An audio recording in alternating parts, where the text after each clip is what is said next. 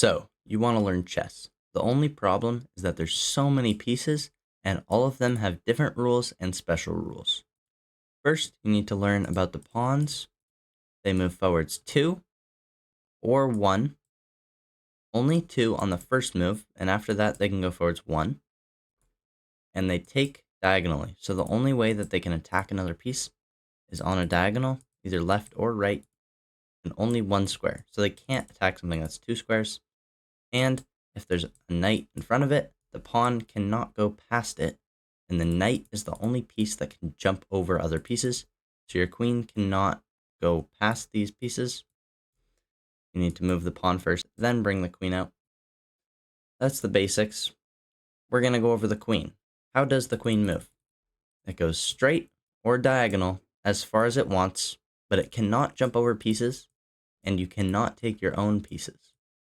The queen is worth 9 points, and all the squares with little circles in them are the squares that the queen can go to in this position. To move it to the left, the queen can now go to these squares, and anywhere diagonal, left, up, right, down, as far as it wants. It is actually a rook and a bishop put together. So the bishop goes as far as it wants diagonally, and the rook goes as far as it wants horizontally. So the queen is just this piece and this piece put together. The bishop is worth 3 points, the rook is worth 5 points, and the queen is worth 9 points. So 5 plus 3 is not 9, which means a bishop and a rook are not equal to a queen. A queen is worth more than the 2 pieces alone. So we have a queen, a rook, a knight or a horsey, and a bishop. The queen goes diagonal and straight as far as it wants. The rook goes straight or horizontal as far as it wants. And the knight is a little bit special. It goes in an L shape, 2 and 1, or 2 and 1. So these are the squares that the knight can go to. All these squares. Notice that the knight is on a white square, and all the squares, these 8, are all black squares. So every time that the knight moves, it switches colors. So it's on a black square, it has to go to a white square, as you can see with these circles. So no matter where it goes, it switches to a different color. Now we have special moves. The rook and the king are a little bit special because they have a thing called castling. You might misunderstand because a rook is called a castle sometimes, but castling is a special move where if the king and the rook have both not moved, the rook comes to the king and the king hops over it. So you drag your king here, but the king already has moved. You've seen me move it. But you move your king over 2 squares, and then the rook hops over it. So if you bring your rook over, it's just going to move your rook over and you're not going to castle, and then you've moved your rook and you can no longer castle. But if in this position you've never moved your king and you've never moved your rook, you can castle, and you cannot castle into, through, or out of check. Check is when your king is being attacked.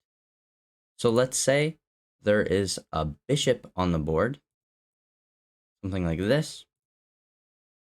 You cannot castle in this position because the bishop controls the square, and you would be castling through check.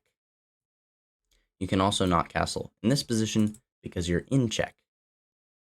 If your rook's in check, it's not actually a real thing, so you are allowed to castle in this position. Your king would go to this square and your rook would go to that square. If you have a rook over here, it's like I said, the rook goes to the king and the king hops over it. But you have to drag your king over 2 squares or it will just move your rook here. That is the special move castling. There's also a special move called en passant. Like I told you, the pawns go forwards 2 on their first one or 1 if they'd like to. But then after that, they're only allowed to go forwards 1 each time. When they get to the end, they get to turn into whatever piece they want, which is regularly a queen. In some special cases, you might want a knight because it has special abilities and it can hop over other pieces. But normally you'd make a queen. But for the special move en passant, when your pawn goes forwards 2, originally the rules were not like this, and you could only ever go forwards 1.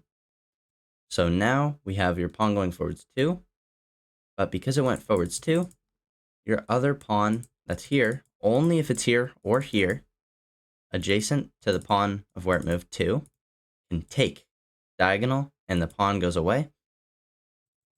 And that is called en passant, and it's a special rule in chess where the pawns can take the piece, but if they have a pawn here and they push it forwards 2, and you move your rook, and then they move their bishop, you cannot play en passant anymore. So your pawn would only be able to move forwards because it would be a move later. You need to do it on the move that they move their pawn, or it doesn't work. It's French for in passing, so when they're passing you is when you can take. I think that's it for the special moves. We covered the queen, worth 9 points. We covered the rooks, worth 5 points. We covered the knight, which is worth 3 points. We covered the bishop, which is worth another 3 points. Altogether, there's only 16 pieces for each side. You get 8 pawns, 8 pieces. The king is actually the most important, however, because you cannot lose your king. If you lose your king, the game is over. So you can't actually ever lose your king. It's called checkmate when the game ends. When your king cannot move, we'll say it's like this, and the king has no squares it can actually go to in this position because all of them are covered by the rooks, the bishops, so there's nowhere it can go. If you had a queen here, it would be checkmate because the queen is checking it, and it means the king is frozen and it's in check. So no matter what you do on this turn, unless you were to take the queen somehow, which a pawn cannot do that normally, but an analysis board, then you would lose the game. And you never actually take the king, you just end the game one turn before you would take the king. But if you somehow get in check and your opponent has a king over here, you cannot play a check to attack your opponent because then they just take your king, and that makes no sense. So if you lose your king, all your pieces pretty much freeze and you just lose. That's what I'd guess it would be. So we have pretty much went over all the pieces. Normal games start with controlling the center with your pawns because they take on diagonals. Well, I'll go over that in future videos. Thanks for watching. Please like, comment, subscribe, and I'll see you in the future videos. Thank you.